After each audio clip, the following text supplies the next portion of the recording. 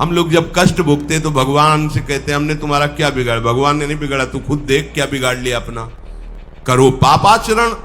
अब देखो हमने तो जीवन में कोई पाप नहीं किया और कितने गर्भ हत्या की है, कितनी खिलवाड़ समझे हो। ये बिल्कुल भयावह चीज है, आप लोगों को नहीं। हम बार बार इसीलिए कह रहे कि भयावह वस्तु है, तुम्हें बहुत ऊंचाई से घसीट के भ्रष्ट कर देगी। बहुत होश में हो, भूल के कभी ऐसा न करना जहां तक हमारी आवाज पहुंचे, जहां तक सुनाई दे। गर्भ हत्या मत करना, संयम से रहो। इस तरह का व्यवहार मत करो कि तुम्हारा मनुष्य जन्म ही व्यर्थ चला जाए। देखो स्वयं वो इतना कष्ट पा रहा है, फिर जब आप गर्भ हत्या करते हैं तो आपका पाप कितना बड़ा होगा सोचो। सब माताओं से विनय है, संयम से रहो, सावधान रहो। ये हत्या ऐसी नहीं कि तुम्हारे दान पुण्य से क्षमा हो जाएगी।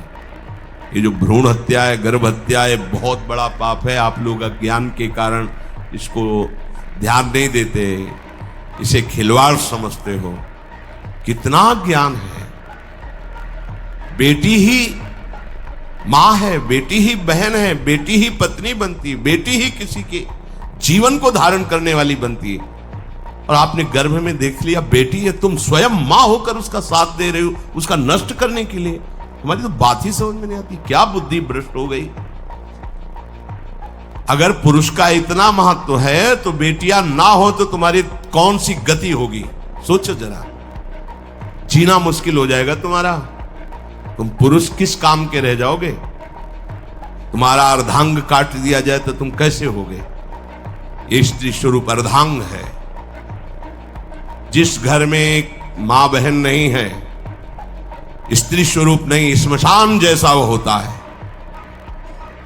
ध्यान दीजिए, ये बहुत बड़ी गलती है जो अपनी बेटियों की हत्या करते हैं। ये वो पाप है जो अक्षम्य अपराध है। स्त्री हत्या करना शास्त्रों में बहुत बड़ा पाप कहा गया है। फिर वो तो बच्चा है, बिल्कुल नहीं। इसमें तीनों को बराबर दंड मिलेगा। गर्भ हत्या कराने वाला, गर्भ हत्या की प्रेरणा देने वाला और गर्भ हत्या में सहयोग देने वाला। जो औषधि डॉक्टर या जो भी, तीनों को दुर्गति होगी। माता, पिता, प्रेरक और कर्ता। ऐसा नहीं कि आप डॉक्टर हो तो आपको गर्भ हत्या करने का अधिकार नहीं। आप डॉक्टर हो दूसरे के शरीर को स्वस्थ करके निरोग करने के लिए, हत्या करने के लिए नहीं। कोई भी हमारा संविधान ऐसा आदेश नहीं करता कि आप गर्भ हत्या कर दो। ना भागवतिक और ना भारतीय संविधान ऐसा संविधान आदेश नहीं करता। जिनसे हो गया है, श्रीमद् भागवत का सप्ताह मूल संस्कृत से सुनो और भगवान से प्रायश्चित प्रार्थना करो कि हे नाथ, भूल से गलती हो गई, दूसरा कोई उपाय नहीं। ध्यान से समझ लीजिए, तुम्हारे भ्रूण हत्या, गर्भ हत्या के पाप को नष्ट करने में एकमात्र श्रीमद् भागवत समर्थ है, दूसरा कोई नहीं। कोई दान पुण्य तीर्थ स्नान तुम्हें क्षमा नहीं कर पाएगा। यह ऐसा महापाप है। अगर हृदय में जलन करके और मूल संस्कृत के द्वारा पूरी 7 दिन में भागवत श्रवण की जाए नियम से, तो भागवत समर्थ है, इस हत्या के पाप से भी आपको मुक्त कर देगी। जिनके ऐसे हत्या हो गई हो करवा लो, नहीं तो बुद्धि आगे भ्रष्ट करके तुम्हें हरि गुरु से विमुख कर देगा।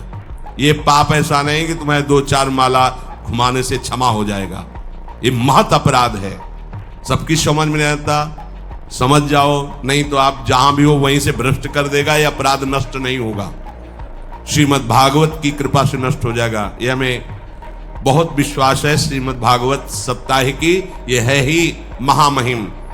प्रेत योनि को प्राप्त धुंधकारी को सीधे भगवत पार्षद स्वरूप देकर परम पद में आरूढ़ कर दिया। केवल 7 दिन की मूल संस्कृत एक भी श्लोक नहीं छूटना चाहिए। अगर साप्ताहिकी का पारायण हो तो इस भ्रूण हत्या, गर्भ हत्या से भी निवृत्ति मिल जाए।